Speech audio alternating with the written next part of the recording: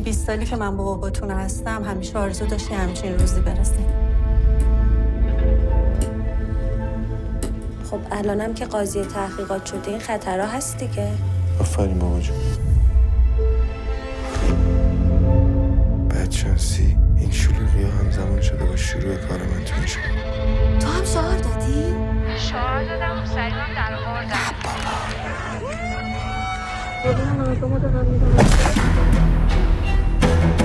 اینو بهم بدن من حفاظت شخصی. برای چی؟ حفاظت از خودم. جلوی چشام دوستامو کتک زدن گرفتنشون. خودم میدونم چی بگم چی نگم. دیگه برای من تعیین تکلیف نکنی ها. به خدا میذارم از این خونه میرم. از یه سری اوباشی که تمام مسئلهشون لخ شدن تو خیابونه حمایت میکنی.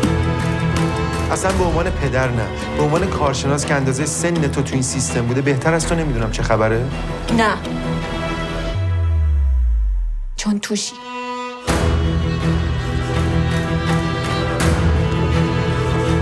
تو معنی با خودت آوردش خونه؟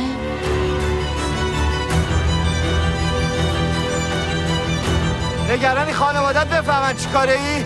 میدونستید بابا تو قاتله؟ تو خونه خودم احساس ناامنی میکنم.